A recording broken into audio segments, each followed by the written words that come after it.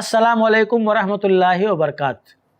मैं मेज़बान अब्दुल रशीद सलफ़ी, आप देख रहे हैं i+ टीवी में हमारा मुद्दा प्रोग्राम। इस प्रोग्राम में आज बात होगी जहेज़ व बारात के मसले पर।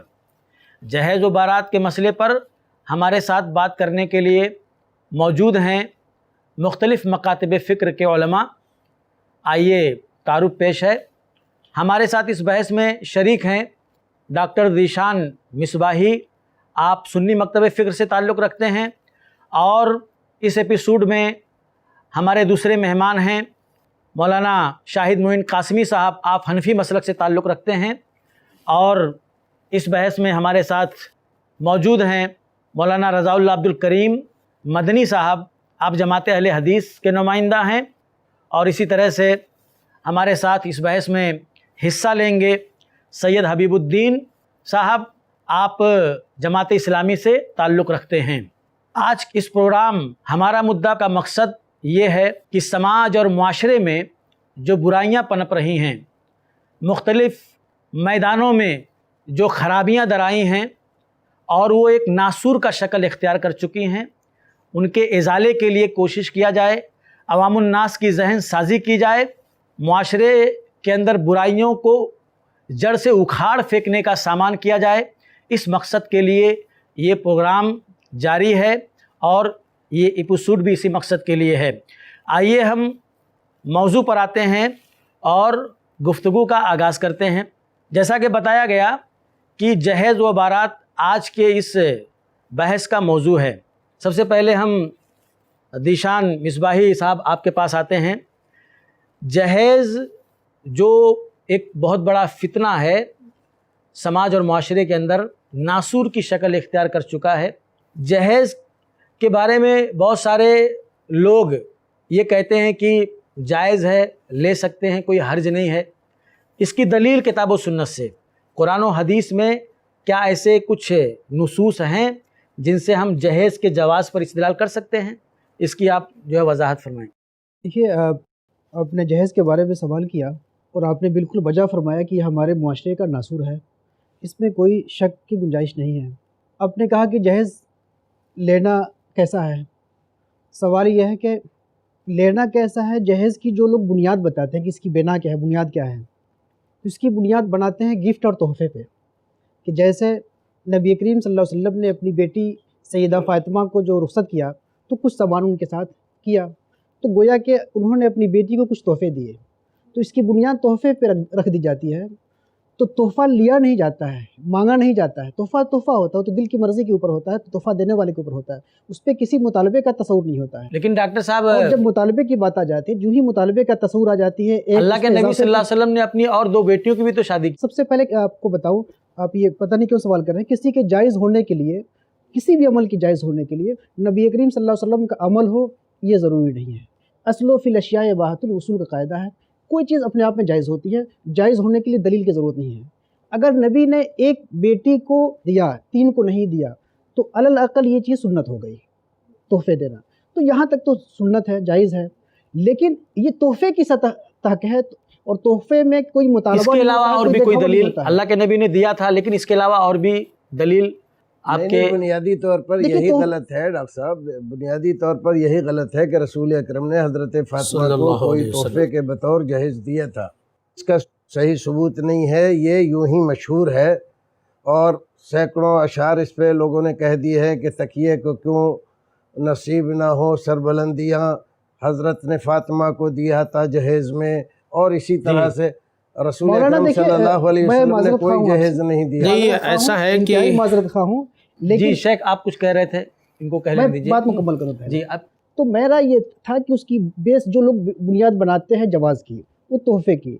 लेकिन जब आप बुनियाद बनाया अपने तोहफ़े की, अगर जहाँ तक वो तोहफ़ा रहा वहाँ तक जायज़ है। जहाँ तक तोहफ़े का कॉन्सेप्ट हटा, तोहफ़े में कोई मुतालबा नहीं होता है। जहाँ मुतालबा आया, जहाँ दिखावा आया, जहाँ तकाबुल आया, जहाँ दिखावेबाजी आई, ये चीज़ें जहाँ पे इसराफ़ आया, जहाँ पे जहेज़ की वजह से बाप का मखरूज़ होना आया, जहाँ पे जहेज़ के मुकाबले आए, जहाँ जहेज़ की वजह से बेटी का जलाना आया, ये सारी चीज़ें आज ऐसा हो गया है कि जहेज़ रहेगा तो ये नुमाइश, یہ اسراف اور حد سے گزرنا یہ تو رہے گا ہی اس میں، کیونکہ یہ سب اس کے لوازمات ہیں، سب اسی لیے کرتے ہیں کہ لوگ دیکھیں گے تو ہمارا نام ہوگا، ہمارا فائنانشیل اسٹیٹس بڑا ہوگا، تو وہ تمام چیزیں تو آنی ہی ہیں۔ شاہد معین صاحب، اس کے دلائل وہ ہیں کہ جہیز جائز ہے کیونکہ اللہ کے نبی نے دیا تھا۔ جو بڑے لوگوں نے، بڑے محقق علماء نے جو یہ بات کہی ہے کہ، اور مفتی صاحب نے، مولانا مصباحی صاحب نے یہ بات کہی کہ اگر ہدیہ ہے، اس میں کوئی بھی چیز خارج سے نہیں آ رہی ہے تو اس کی اجازت ہے، اور ہدیے پر جو ثواب ہے وہ ہے۔ لیکن کہیں سے بھی اگر کوئی چیز آ رہی ہے، پریشر آ رہا ہے، چاہے وہ سوسائٹی کا پریشر ہو یا فیملی کا پریشر ہو یا دکھاوے کا پریشر ہو، اپنا اسٹیٹس مینٹین کرنے کا ہو، تو پھر وہ ہدیہ نہیں ہے، اس سے ہمیں بچنا چاہیے۔ بیچ میں ایک بات آئی تھی حضرت فاطمہ رضی اللہ تعالیٰ عنہ کی، تو اس سلسلے میں ایک روایت ملتی ہے طبرانی وغیرہ کی، تو اس سے جو ثبوت ملتا ہے کہ ہاں اللہ کے نبی نے دیا تھا، وہ ضروری چیزیں تھیں۔ ایک بات تو یہ ہے کہ ضروری چیزیں تھیں، استعمال کی چیزیں، استعمال کی چیزیں جو بیئر نیڈز کہے جاتے ہیں انگلش کے اندر، وہ تھی۔ دوسری بات یہ ہے کہ اسی طرح کی مضبوط دلیل سے یہ بات بھی ثابت ہوتی ہے کہ حضرت علی رضی اللہ تعالیٰ عنہ کو آپ صلی اللہ علیہ وسلم نے اپنی کفالت میں لے لیا تھا۔ فائنینشل سپورٹ پہلے سے حضرت علی رضی اللہ تعالیٰ عنہ کا آپ صلی اللہ علیہ وسلم کی طرف سے تھا۔ So now there is a turning point of life. He is going to build his life. اب وہ زندگی کا ایک اہم موڑ آیا ہے، تو وہاں پہ آپ صلی اللہ علیہ وسلم نے اور خصوصی تعاون کیا۔ اس میں آگے ایک بات یہ کہی جاتی ہے کہ حضرت علی رضی اللہ تعالیٰ عنہ کا ایک زرہ بھی آپ صلی اللہ علیہ وسلم نے فروخت کروا دیا، اور یہ سامان بھی اسی کی قیمت سے خرید کر دیا۔ تو جہاں کئی پہلو نکلتے ہیں، تو ایک پہلو کو ہم بنیاد نہیں بنا سکتے، انسسٹنس کے ساتھ، ضد کے ساتھ نہیں بنا سکتے۔ جواز کے لیے یہ حدیث دلیل نہیں بن سکتی۔ جواز کے لیے ایک منٹ سنت جہیز کے جواز کو دیکھیے، آپ خلط ملط کر کے بحث کو اس سے جواز پیدا نہ کریں۔ دو الگ الگ اس کو آپ کلیئر کیجئے۔ ایک منٹ، دو الگ الگ باتیں ہیں۔ ایک یہ کہ کیا باپ اپنی بیٹی کو کچھ ہدیہ تحفہ دے سکتا ہے؟ نہیں، یہ ایک الگ مسئلہ ہے۔ رسول اکرم صلی اللہ علیہ وسلم نے حضرت فاطمہ کو جہیز دیا تھا یا جہیز بطور ہدیہ تحفہ دیا تھا، یہ ایک الگ مسئلہ ہے، دو الگ الگ باتیں ہیں۔ لیکن یہ درست نہیں ہے کہ رسول اکرم نے حضرت فاطمہ کو جہیز دیا تھا۔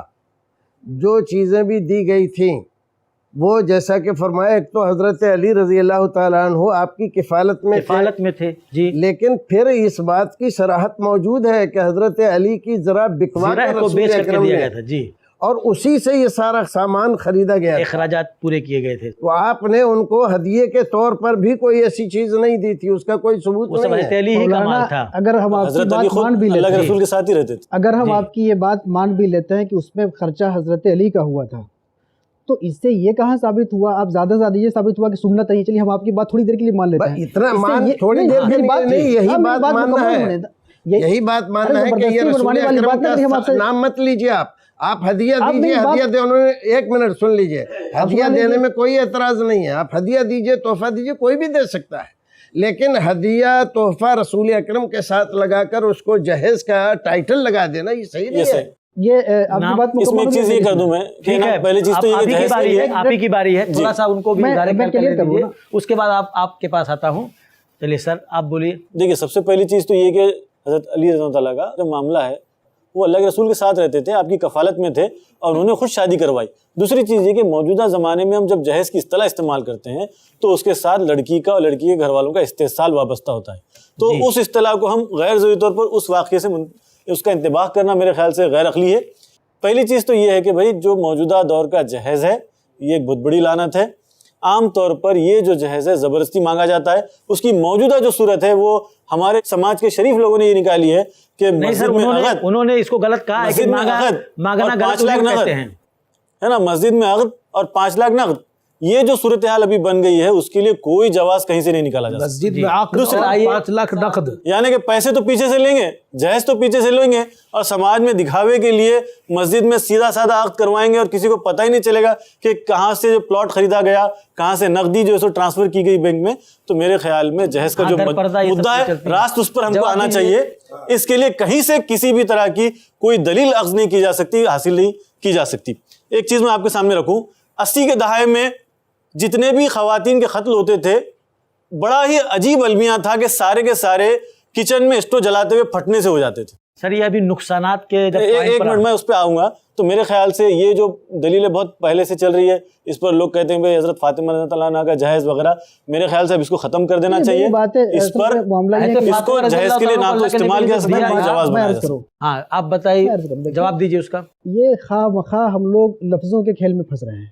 ابھی موقع صرف یہ ہے کہ ہم نے 2 باتیں بہت واضح طور پہ آپ کو میں نے کہا کہ ہدیہ دینا, تحفہ دینا, اور جیسے جناب نے کہا کہ جہیز کے نام پہ جو موجودہ تصور ہے, جہیز کے نام پہ جو موجودہ تصور ہے, اس کی کسی قیمت پہ اس کا سپورٹ نہیں کیا جا سکتا. یہ ناجائز و حرام ہے, غلط ہے, اصطلاح ہے, یہ ظلم ہے. لیکن گفٹ کے طور پہ, اس کا مطلب یہ بات نہ کہیں کہ ہم گفٹ بھی نہیں دیں گے, ہدیہ بھی نہیں دینے دیں گے, سب ناجائز ہو جائے گا. مگر اسی موقع پر دینا ہے کہ نہیں دینا ہے, کسی موقع کی آپ تخصیص نہیں کر سکتے. شریعت کی جائز چیزوں کو ناجائز مت کریے, پھر تو وہ ذریعہ بن گیا. دیکھیے ظلم کو ختم کرنے کے لیے ایک نیا ظلم آپ پیدا نہیں کر سکتے. اس لیے آپ چیزوں کو واضح رکھیے کہ ایز اے تحفہ, ایز اے گفٹ کوئی کسی کو دے سکتا ہے, اور ہدیہ دینے سے محبتیں بڑھتی ہیں. حدیث موجود ہے, اپنی نعمتوں کا چرچا کرو, وَأَمَّا بِنِعْمَتِ رَبِّكَ فَحَدِّثْ, لوگوں کا تعاون کرو. ہم دوسرے کا تعاون کر سکتے ہیں, اپنی بیٹی کا تعاون کیوں نہیں کر سکتے؟ اس کے لیے ہم الگ سے دلیل کی ضرورت ہے.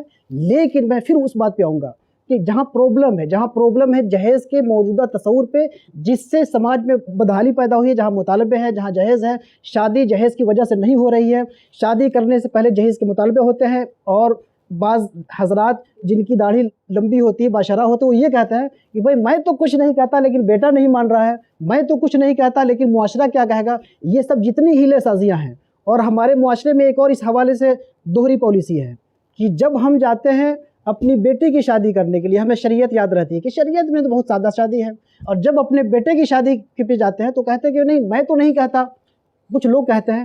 اس دوہرے معیار سے باہر آنا چاہیے. آپ کا مدعا میں سمجھ گیا کہ حضرت فاطمہ رضی اللہ تعالیٰ عنہا کو اللہ کے نبی صلی اللہ علیہ وسلم جو بھی دیا تھا وہی دلیل ہے, کیونکہ ہم نے دلیل کا وہی دلیل نہیں. دیکھیں آپ صلہ رحمی ایک دلیل وہ بھی ہے, کیونکہ صلہ اس کا جواب دیا جا چکا کہ صلہ رحمی گفٹ کے لیے کوئی دلیل کی ضرورت نہیں, 50 دلیلیں موجود ہیں شریعت میں. وہ ایک بات وہ بھی ہے, حضرت علی رضی اللہ تعالیٰ عنہ کی زرہ ہی بیچ کر کے اللہ کے نبی صلی اللہ علیہ وسلم نے دی تھی. شیخ اس تعلق سے آپ بتائیں کہ کیا وہ اللہ کے نبی صلی اللہ علیہ وسلم کی طرف سے گفٹ تھا, یا پھر جو ہے اللہ کے نبی صلی اللہ علیہ وسلم نے حضرت علی رضی اللہ تعالیٰ کی زرہ بیچ کر کے وہ اخراجات پورے کیے تھے, پھر وہ گفٹ کیسے ہو سکتا ہے؟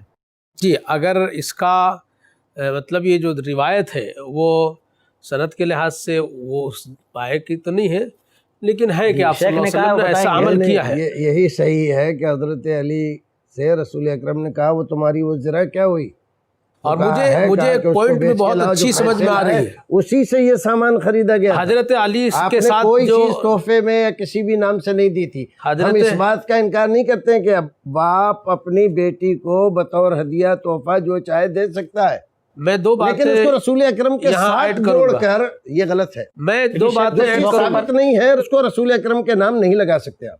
لیکن شیخ اسی موقع پر دیا جائے گا, وہ کسی بھی موقع پہ. دیکھیے 2 باتیں ہماری جو بحث کا مدعا ہے نا وہ جہیز ہے, اور اللہ کے رسول صلی اللہ علیہ وسلم نے جو کیا وہ حضرت علی ان کی کفالت میں تھے, وہ ایک استثنائی مسئلہ ہے.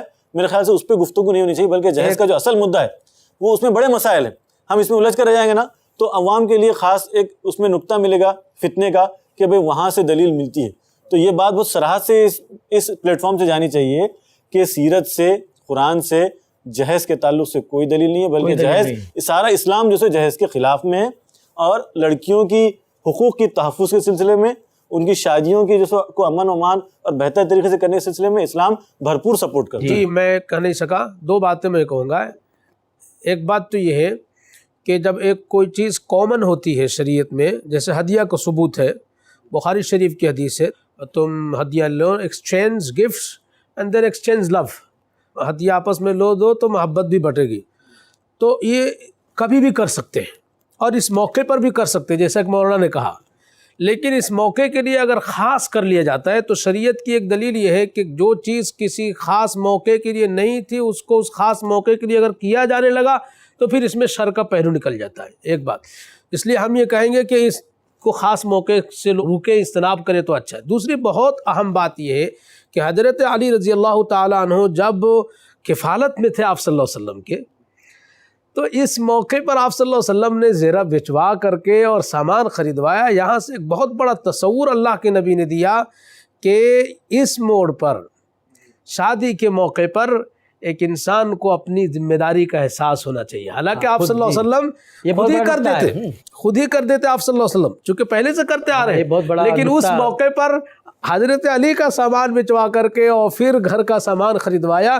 اس سے امت کے نوجوانوں کو پیغام دیا، اور میں زور دے کر کہتا ہوں کہ امت کے نوجوان اپنے اندر شرم محسوس کرے، سیلف رسپیکٹ، کہ وہ مرد ہیں، ان کو انتظام کرنا چاہیے، وہ اپنی بیوی سے مانگتے ہیں یا اس کے لیے زیادتیاں کرتے ہیں۔ نبی صلی اللہ علیہ وسلم نے اسی وقت بہت ہی فار سائٹڈ میسج دیا تھا۔ جی، ہم سب کو اس پر عمل کرنا چاہیے۔ جہیز کے مسئلے پر ابھی جو گفتگو ہماری ہوئی اس سے یہ ثابت ہوا کہ کوئی قرآن و سنت کے اندر اس کی دلیل نہیں ہے۔ حضرت فاطمہ رضی اللہ تعالیٰ عنہ کو اللہ کے نبی صلی اللہ علیہ وسلم نے جو کچھ بھی دیا تھا اس کی توضیحات ہو چکی ہیں کہ وہ آپ کے کفالت میں تھے، یا حضرت علی رضی اللہ تعالیٰ عنہ کی زیرہ بیچ کر کے اللہ کے نبی صلی اللہ علیہ وسلم نے ان تمام چیزوں کا انتظام کیا تھا۔ یہ بات یہاں پر کلیئر ہو گئی۔ اب ہم دوسرے نقطے کے اوپر آتے ہیں۔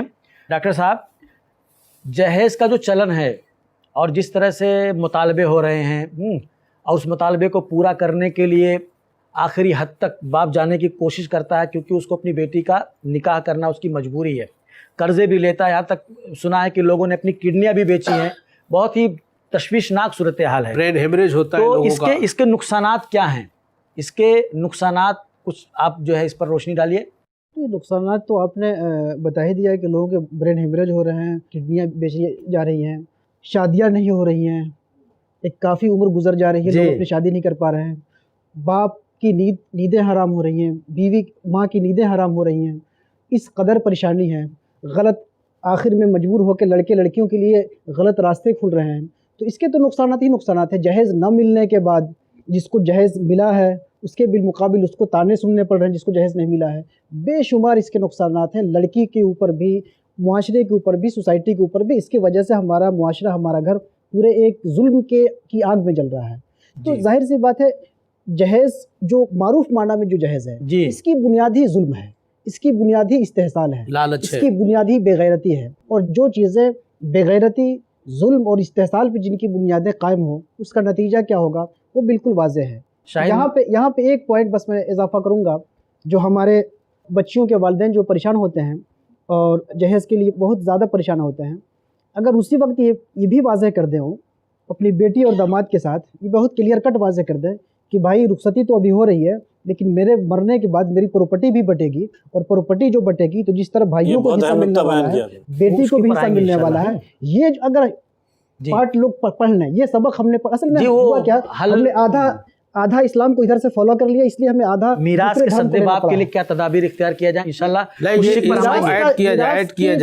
میراث دینا، یہ جہیز کا آدھا سد باب ہے، بلکہ 90% ٹھیک ہے، اس پر ہم آتے ہیں۔ اور نقصانات پر آپ کچھ روشنی ڈالیے۔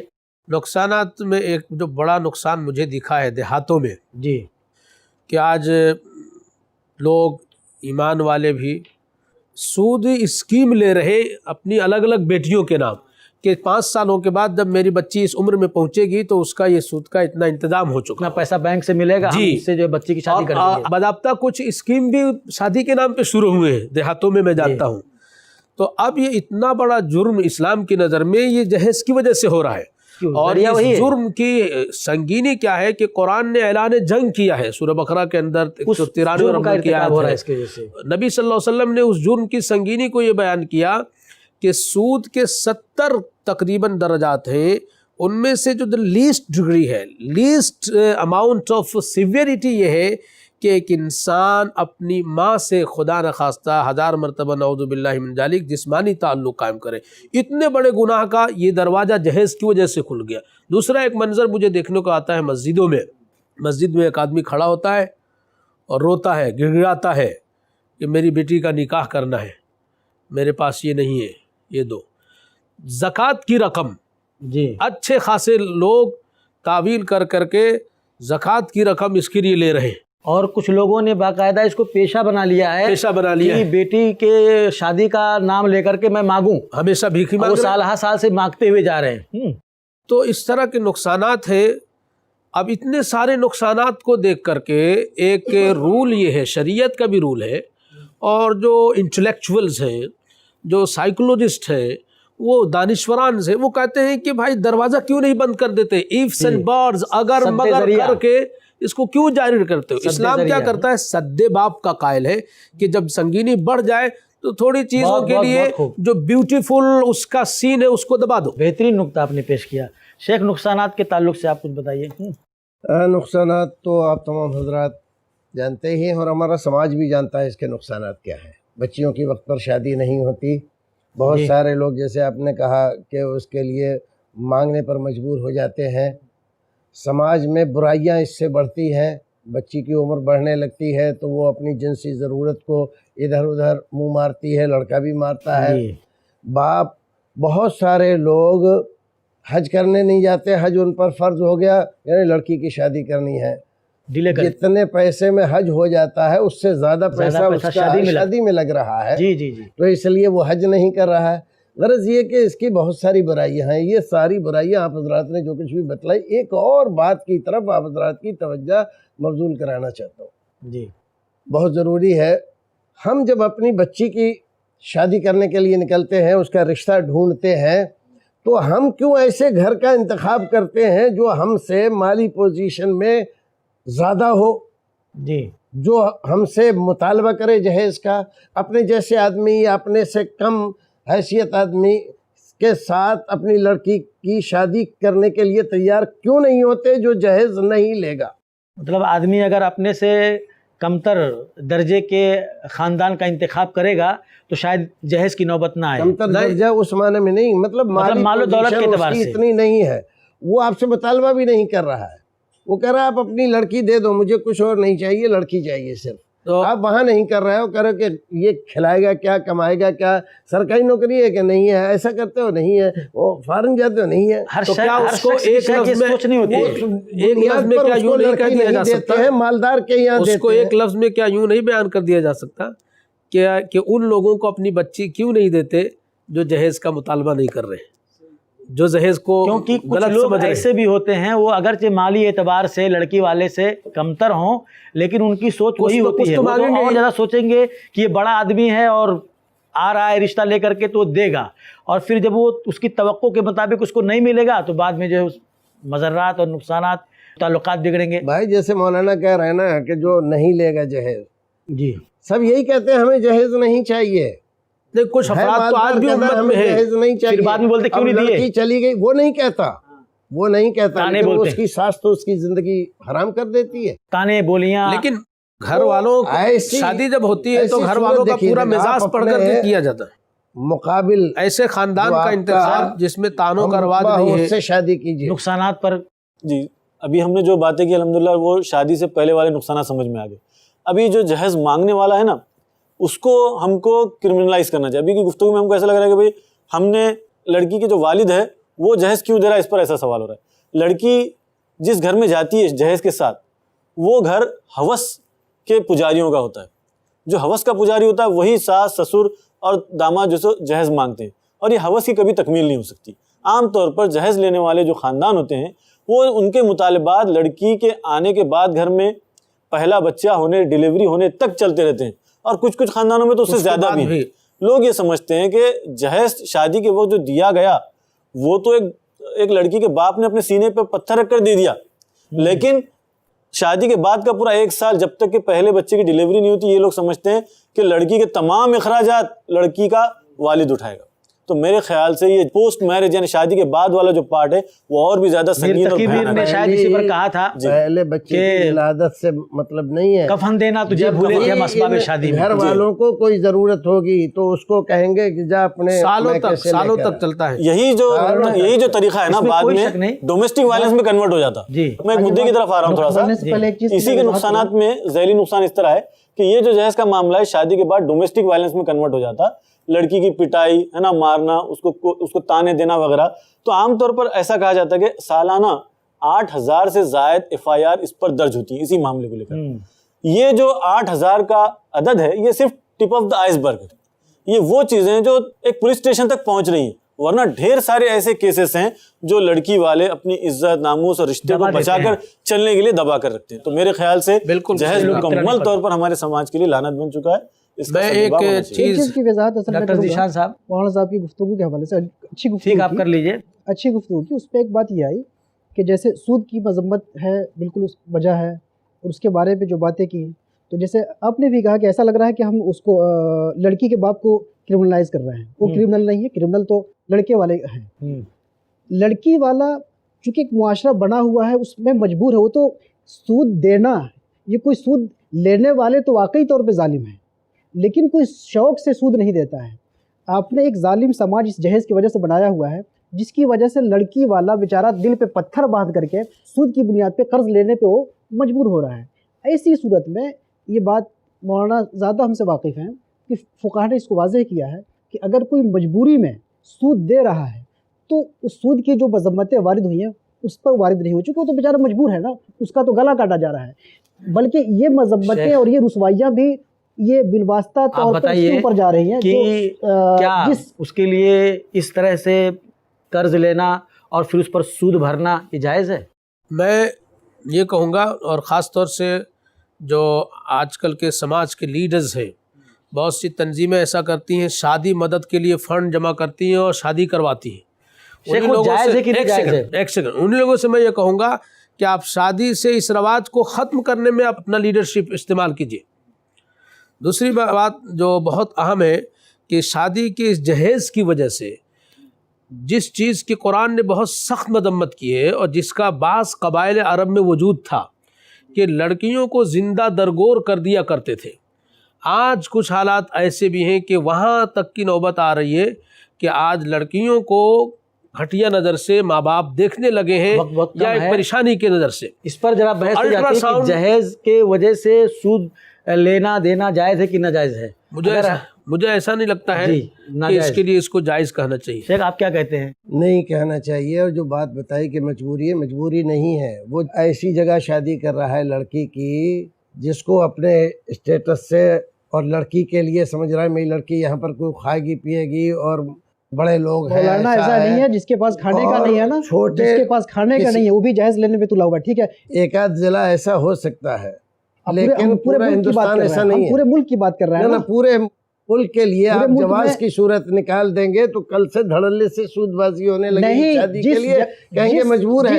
ہم جس برائی کو ختم کرنا چاہتے ہیں اس کے لیے کوئی گنجائش نہیں رکھنا چاہیے۔ جی ہم آپ ہی کے ساتھ ہیں کہ اس برائی کو ختم کیا جائے، چونکہ یہ برائی ہو رہی ہے اس لڑکے والے کی طرف سے، اس کے ظالم لڑکے ہیں، یہ بھی شریک ہے، یہ بھی اسی جگہ کر رہا ہے شادی، لڑکی کو وہیں پر دے رہا ہے، لیکن دیکھیے اپنا اسٹیٹس ایسے رکھنے کے کیسز لیے۔ ہمارے سامنے ہیں کہ لڑکی لے کے بیٹھا ہوا ہے، اس کو رشتے نہیں مل رہے۔ مولانا آپ کسی کو گارنٹی نہیں دے سکتے کہ میں رشتہ کرا دوں گا۔ بھائی صاحب رشتے، یہ بات میں نہیں مانتا ہوں کہ رشتے نہیں مل رہے ہیں، وہ رشتے اس بنیاد پر نہیں مل رہے ہیں کہ وہ اپنے گاؤں سے نہیں نکلنا چاہتا، دور نہیں کروں گا بھائی، میں آپ آپشن کی بات کر رہے ہیں، دوسرے ضلع میں نہیں جاؤں گا، میں برادری سے باہر نہیں کروں گا۔ یہ بہت اچھی بات ہے کہ اگر بنیاد اللہ کے رسول کے دین پر عمل کرنا ہو جائے اب باقی ذاتیات اور تھوڑی دوری ختم ہو جائے تو اس کا انشاءاللہ حل نکل سکتا ہے۔ دیکھیے حل ہوں گے، اور میرے اپنے ذاتی تجربات ایسے ہیں، آپشن نہیں ہوتے ہیں اس کے لیے اتنے بڑے میں اس شخص کی بات کر رہا ہوں، میں اس باپ کی بات کر رہا ہوں جس کے پاس کوئی آپشن نہیں ہے، اس کی بیٹی جو ہے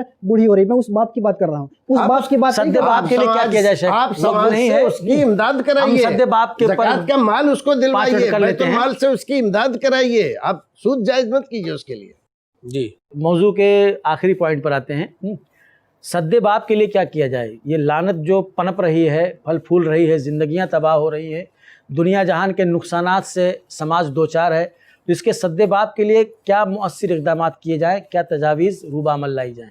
یہ اس کے لیے دو چیزیں ہیں، اور ان دو سے پہلے ایک چیز ہے، اس بات پہ ہر مسلم کو جب اللہ و رسول کا اس نے کلمہ پڑھا ہے اور زبان سے ایمان لایا ہے تو یہ ایمان اس کے قلب میں راسخ ہونا چاہیے۔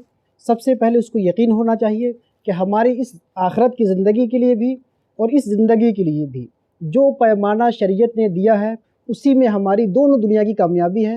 اس بات کا ایک یقینی کیفیت پیدا ہونا ضروری ہے کہ ذہن ہم سازی لوگ- کی جائے۔ ہاں ہم لوگ ذہن جو سازی کی جائے خاندانی اس کی۔ مسلمان ہو کے رہ گئے ہیں، اب ضروری ہے کہ شعوری مسلمان بنے، اپنے جی۔ معاشرے کو شعوری مسلمان بنائیں۔ جی نمبر شاید دو اچھا نمبر دو یہ کہ جہیز کی لعنت ہمارے معاشرے میں جس قدر ہے اس سے کہیں زیادہ بڑی لعنت ہے اپنی بیٹی کو میراث سے حق نہ دینا، اور اسی جی۔ لعنت کی وجہ سے یہ دوسری لعنت پیدا ہوئی ہے۔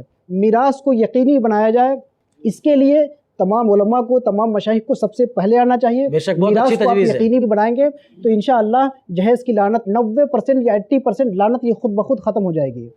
اور تیسری بات یہ کہ ہمیں بہرحال ایک ذہن سازی اور کونسلنگ ہونی چاہیے جگہ جی، جگہ، ٹھیک ہے۔ جس کے ذریعہ ٹھیک، شاہد معین صاحب آپ سدباب کے لیے کیا کہہ رہے پہلی ہیں؟ بات جو مولانا نے کہی ہے کہ علماء اس کے لیے تیار ہو جائیں، تو علماء اس طرح سے تیار ہوں کہ وہ طے کر لیں کہ مجھے جہیز کا کچھ لینا ہی نہیں ہے، مطلب علماء اس میں پیش رفت کریں پہلے۔ اپنے طور پہ اپنے بیٹوں میں تو ہمارا راج ہے، ہمارے یہاں جو شادیاں ہیں بیٹیوں اس میں میں ہم اس کو مجبور ہیں، لیکن برت اپنے کر کے بیٹوں میں دکھائیں۔ تو ہمارا راج ہے۔ بالکل بالکل تو بیٹوں کی جب بات آتی ہے تو ایک دم کر لے کہ بھائی آپ کو اگر شادی کرنی ہے تو نبی صلی اللہ علیہ وسلم کے طریقے پر کرنی ہے، ہم آپ کا کوئی سامان آنے نہیں دیں گے۔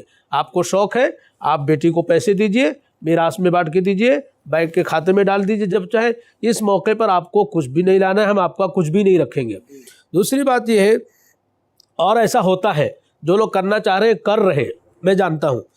دوسری کہ ہر آدمی اس کو فکر کڑھن دین 5 وقت کی نمازوں کا ہی نام نہیں ہے، وہ بہت اہم ہے نماز روزے، لیکن سماج میں دین کو فٹ کرنا یہ بھی بہت اہم کام ہے، اور اس کے لیے نبی صلی اللہ علیہ وسلم نے بہت محنت کی ہے۔ تو ہم اپنے دوستوں میں، اپنے پڑوس میں، اپنے رشتہ داروں میں اس کی تشکیل کرتے رہیں، چلتے پھر کس کی بات چلائے کہ آپ کے 4 بچے ہیں نا، نہیں، آپ آپ کے نے بچے ایک جو بات فرمائی پہلے کہ جی۔ کوئی آدمی مطلب ہم نے کہیں پر رشتہ کیا، ہم اس سے کہہ رہے ہیں کہ ہم کوئی چیز نہیں لیں گے، کوئی چیز نہیں لے جائیں گے، اور وہ دینا چاہ رہا ہے، تو شرعی اعتبار سے کیا اس کو غلط کہا جائے گا؟ جی میں اس لیے کہہ رہا ہوں کیا سد یہ اس باپ میں اس کی بے عزتی نہیں ہے؟ نہیں سوال ہو گیا آپ کا؟ کیا تو ایک منٹ، جب جی باپ اپنی بیٹی کو کچھ دے رہا ہے، ہم نے مانگا نہیں ہے، ہم نے اس سے کہہ دیا ہمیں کوئی جہیز نہیں چاہیے، ہم نے صرف رشتہ کیا ہے تمہاری بیٹی اور یہی ہمارے لیے جہیز ہے، اور اس سے علاوہ ہمیں کچھ نہیں چاہیے، لیکن وہ اپنی بیٹی کو کچھ دینا چاہ رہا ہے، ہم کہہ رہے ہیں نہیں بالکل نہیں، تم دو گے ہم نہیں لیں گے، اور وہیں پر بارات جو لوگ گئے ہوئے ہیں اس کے سامان کو پھینک رہے ہیں، ہٹاؤ یہاں سے، اور ہم نہیں لے جائیں گے، ایسے کچھ واقعات ہوئے ہیں۔ کیا یہ شرعی طور پر اس کی بے عزتی نہیں ہے؟ یہ جی۔ دراصل تقویٰ کی وہ میٹنگ ہے۔ ایک سیکنڈ تو ہم نے جب یہ بات طے کر لی ہے کہ یہ چیز اتنی زیادہ خطرناک ہے معاشرے کے لیے، شادی تو ایک سیکنڈ میں ہوتی نہیں ہے، شادی سے پہلے بات چلتی ہے، تو ہم پہلے ہی سے یہ بات کر لیں کہ بھائی ہمارے یہاں لین دین نہیں ہوگا، آپ اس دن بالکل ہم نے سب کچھ کر لیا، ہاں سب کر لیا، سب کچھ کہہ دیا ہم نے، اب اس لیکن کے پھر بعد بھی ایک منٹ، اب پھر بھی نہیں آپ یہ نے دے سوال رہا کر ہے، لیا ہے، سوال تو آپ کیا کا اس کی بے عزتی؟ سوال اپنا دہرائے، جواب دینے دیں۔ جو آپ نے سوال کیا ہے کہ اب بیچارے نے لا کے ڈال دیا قدموں پہ، اب ہم وہاں پہ برات ظاہر کریں، لوگوں کو بتائیں کہ دیکھیے ہم نے بار بار کہا تھا اور ہم نے لکھ کے بھی دیا تھا کہ بھائی ہمیں جہاں جہیز نہیں چاہیے، ہمیں کچھ بھی نہیں چاہیے، لیکن جب یہ لا کے دے دیے ہیں، اب ان کا دل چاہتا ہے، ان کا دل جانتا ہے، خدا نخواستہ انہوں نے دکھاوے کے لیے کیا ہے، اللہ ان کو پکڑیں گے، جی۔ میں اس سے بری ہوں، یہ بات ہونی چاہیے۔ اور مجھے ایک عالم نے جو میرا شاگرد ہے انہوں نے کہا کہ ہم نے لکھ کر کے اپنے لوگوں کو یہ بات کہی ہے کہ میرے یہاں کچھ بھی نہیں آنا چاہیے آپ کا، تو لوگوں کو یہ پیغام ملنا چاہیے کہ ہاں اس کی مخالفت ہوئی ہے۔ نہیں، یہ مسئلہ ہی صحیح نہیں ہے کہ اگر وہ خود سے دے رہا ہے تو اللہ کیا پکڑا جائے؟ کیوں پکڑا جائے گا؟ بھائی ہدیہ دے رہا ہے، تحفے دے کر میں نے یہ نہیں کہا کہ اللہ کیا پکڑا جائے گا، میں نے یہ کہا، نہیں آپ سن نہیں سکے، شاید آپ سن نہیں سکے، میں نے یہ کہا میں بری ہوں، اگر یہ خود سے دے رہے ہیں تو یہ اللہ کے یہاں پکڑے جائیں گے۔ نہیں، میں نے یہ کہا کہ میں نے تو مطالبہ نہیں کیا اور آپ دے رہے، تو میں آپ کی دل شکنی بھی نہیں کرتا، لیکن اگر آپ نے دکھاوے کے لیے دیا ہے تو آئیے آپ کا اور اللہ کا معاملہ ہے. جی یہ میں نے کہا. ابھی ہم اگر آپ آگے بڑھاتے ہیں. نہیں میں نے کہا، میں نے یہ بات معاملہ ہے، اگر دکھاوے کے لیے آپ نے کیا ہے تو یہ غلط کیا آپ نے. سر آپ جو ہے نقصانات پر مزید اگر کچھ اس میں اضافہ کرنا چاہیں تو. نقصانات تو ویسے آگے ہیں، کیونکہ مختصر میں کیجئے، ہم کو بارات کے اوپر بھی بات کرنا ہے. ٹائم شاید بارات جانی بھی ہے کہیں. نقصانات کے بجائے میں اس کے حل کے سلسلے میں ایک بات یہ رکھنا آپ کو چاہوں گا. جانی ہو ہاں فرمائیے. ہے نا، نقصانات کی وجہ اس کے حل کے سلسلے میں ایک بات رکھنا چاہوں گا.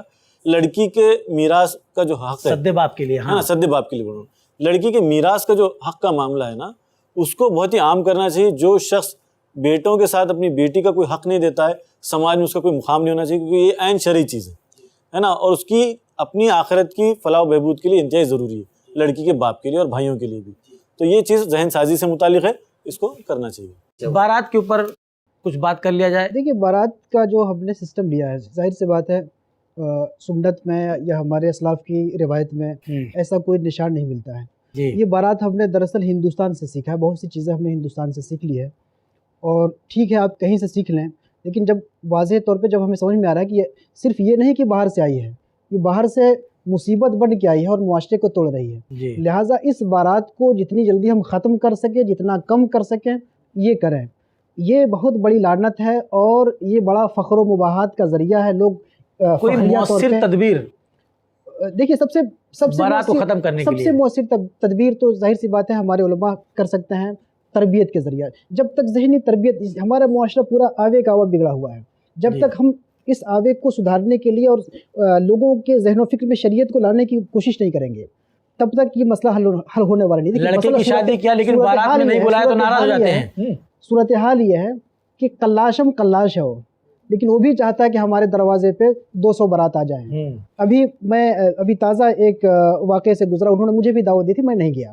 ظاہر سی بات ہے اس کے ہاں مجھے معلوم ہے کہ آپ کی اوقات 2 لوگوں کو کھلانے کی نہیں ہے، آپ کیوں مجھے بلا رہے ہیں بھائی؟ اور صرف اکیلے مجھے بلائے ہوتے میں آ جاتا. آپ 300-400 لوگوں کو بلائے ہوئے ہیں اور 400-500 بارات الگ. یہ کون کر رہا ہے؟ جس کے پاس 1 روپے نہیں، قرض در قرض لے کر کے اپنے اوپر مصیبت پیدا کیا ہوا ہے. ذہن سازی کرنی چاہیے. اس میں ایک مصیبت تو ہم اپنے اوپر خود لیتے ہیں، اور دوسرا ہم اس معاشرے سے کہتے ہیں، اس سماج سے ہماری گزارش ہے کہ جو اپنے یہاں کسی کو دعوت کھلا دیتا ہے وہ اس بات کا امیدوار رہتا ہے کہ میں بھی اس کے یہاں دعوت کھاؤں گا. اس دعوت کا زبردستی تبادلہ اس کو بند کریے. یہ دعوت سنت نہیں ہے. اس طرح کی دعوت تبادلہ والی، یہ تو رشوت خوری والی چیز ہے، اس سے ہمیں باہر آنا چاہیے. جی بارات کے بارے میں جو مولانا نے بات کہی ہے کہ اس کو بالکل بند کرنا چاہیے، اور ایک بنیاد یہ بتائی کیسے بند ہوگا کہ دیکھیے تو انگریزی والے بولتے ہیں action speaks louder than the words. ہم خود عمل کریں، علماء ہم پہلے خود آگے عمل بڑھیں. کریں. میں خود عمل کروں. میں اگر عمل نہیں کر رہا ہوں اور ٹی وی پہ آگے بات کر رہا ہوں، مسجد میں تقریر کر رہا ہوں، تو کچھ نہیں ہونے والا. اور ایک بات جو یہ بتائی ہے مولانا نے کہ دعوت کا ایکسچینج، کہ ہم اس لیے آپ کو دعوت دے رہے ہیں کہ آپ کو بھی ہمیں دینا ہے، تو ایسی دعوت ہی غلط ہے. جی اور بارات میں تو بہت دھاندلی ہو رہی ہے، تبادلہ نہیں ہے، بہت دھاندلی ہو رہی ہے. تو شوق ہے بنے بنائے کھانے کو لڑکے والے کہتے ہیں کہ نہیں یہ کھانا نہیں چلے گا، ریجیکٹ کر دیتے ہیں. اور 200 بول کے 300 یہ بالکل فرعونیت والی ذہن ہے کہ باپ. بارات کے تعلق سے سد باپ کے لیے کیا کیا جائے؟ دیکھیے بارات کو پہلے ہم ممبر کے ذریعے سے، اجلاس عام کے ذریعے سے ہم اجلاس کرتے ہیں. ہر علاقے میں اجلاس عام ہوتے ہیں. ہم کہتے ہیں اصلاح سماج کے تعلق سے، اصلاح معاشرہ کے تعلق سے ایک عنوان اس طرح کا رکھنا چاہیے جو ہماری سماجی برائیوں سے متعلق ہے. باقی اور بھی جو جس وجہ سے آپ اجلاس کر رہے ہیں کریں، لیکن ایک عنوان ایک عالم کو صرف خاص اسی طرح کے مضامین کے لیے بلانا چاہیے. بہت صحیح. اور وہ معتدل انداز میں، یہ بھی نہیں جیسے بارات کے لیے ایک صاحب کی تقریر سنی، رسول اکرم صلی اللہ علیہ وسلم کی ایک حدیث کا انہوں نے تذکرہ کیا کہ جو آدمی بغیر بلائے دعوت میں جاتا ہے، اب وہ کہہ رہے ہیں براتیوں کے لیے، براتیوں کے کہہ رہے ہیں، جو بغیر بلائے دعوت میں جاتا ہے، دخل سارقا وخرج مغیرا. یہ حدیث ہے رسول اکرم صلی اللہ علیہ وسلم کی، لیکن اس کو یہاں پر تطبیق کر رہے ہیں. یہ بالکل غلط ہے.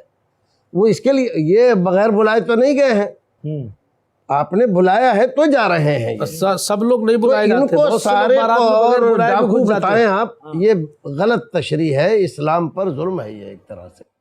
آپ یہ کہیے کہ جو لوگ بھی ہیں ان کو آپ پہلے یہ کہیے کہ آپ دوسرے کے لیے بوجھ مت بنیے۔ آپ کو دعوت کرنا ہے نا، آپ اپنے یہاں ولیمہ کیجیے گا تو اس میں آپ بلائیے، ہم آئیں گے۔ جی، تو آپ اپنے کندھے پر بندوق چلائیے نا، دوسرے کندھے پر بندوق کیوں چلا رہے ہیں؟ اپنے گھر ولیمہ کیجیے اور بلائیے ہمیں، ہم آپ کے یہاں دعوت میں آئیں گے۔ آپ دوسرے کے یہاں ہمیں لے جا رہے ہیں آپ، اور پھر لے جا رہے ہیں۔ ابھی میں ایک شادی میں شریک ہوا، میں تو نکاح پڑھانے کے لیے گیا تھا، تو وہاں کیا تھا مسئلہ کہ لڑکی والوں سے کہا کہ بھئی کتنے ہیں، تو انہوں نے کہہ دی جتنے تم آؤ۔ اب یہ جو ہے انہوں نے سارے کو نوٹ دیا، اب کیا ہوا درمیان میں کھانا ختم ہو گیا۔ یہ دیکھیے کتنی بے عزتی کی بات ہے، ہم نے تو کھایا بھی نہیں، ہم تو چلے آئے پھر۔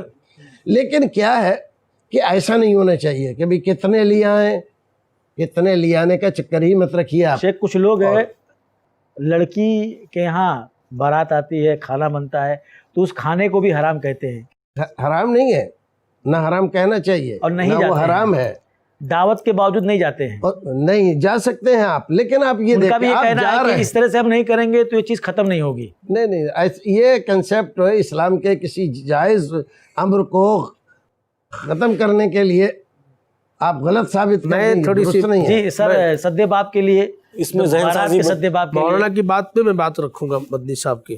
5 منٹ کا وقت اور رہ گیا ہے۔ جی، اس میں سب سے پہلی تو ذہن سازی کی چیز ہے۔